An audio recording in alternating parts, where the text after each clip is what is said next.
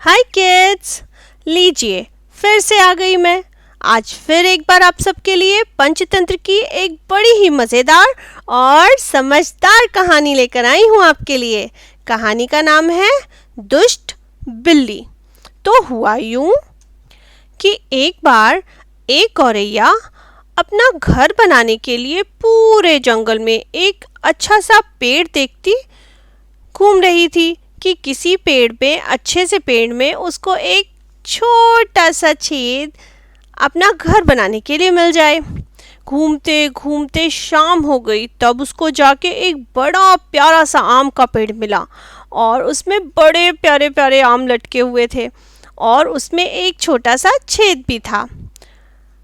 तो गौरैया को वो पेड़ पसंद आ गया। उसने उसमें अपना घर बना लिया और आराम से रहने लगी।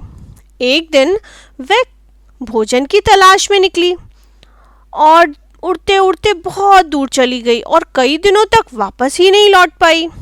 इसी बीच एक खरगोश वहां आया और उसने गौरैया का प्यारा प्यारा सा घर देखा और खाली देखकर उसे लालच आ गया और उसने सोचा अभी तो इसमें कोई नहीं रहता है, मैं ही इसमें रहने लगता हूँ।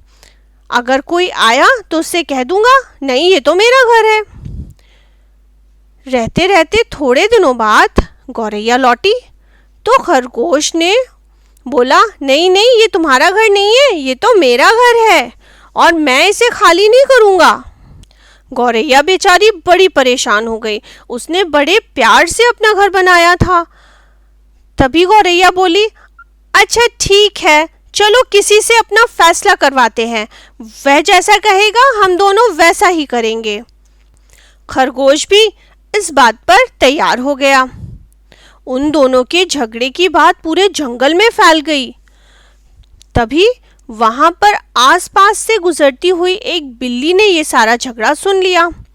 उसने सोचा ये अच्छा मौका है, इनकी लड़ाई का फायदा उठा सकती हूँ। बस फिर क्या था, वह जैसे कुछ ना सुनने का नाटक करने लगी और वहां से निकलने लगी। तभी उन दोनों लोगों ने उसे रोका और उसके पास जाकर बोले कि क्या आप हम दोनों का झगड़ा सुलझाने में हमारी मदद कर सकती हैं?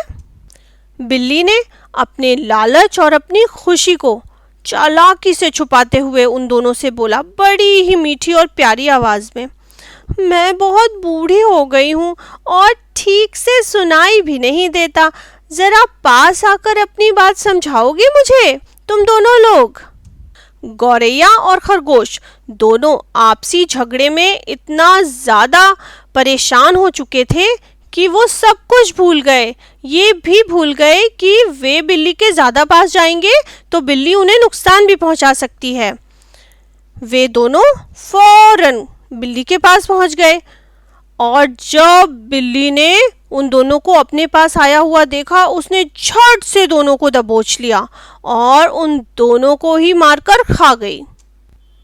तो देखा बच्चों आपने, आपस में लड़ाई करने से हमारी ही पावर कम होती है और हमारी कमजोरी का फायदा हमारे शत्रु, हमारे एनिमीज बहुत आसानी से उठा सकते हैं।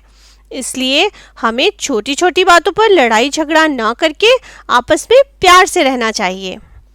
अगर आप सबको आज की कहानी पसंद आई हो तो इस कहानी को लाइक और शेयर ज़रूर करें अपने फ्रेंड्स और रिलेटिव्स के साथ।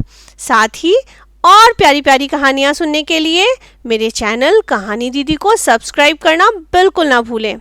मिलती हूँ अगली बार एक और प्यारी सी कहानी के साथ। तब तक के लिए बाय बाय बच्चों।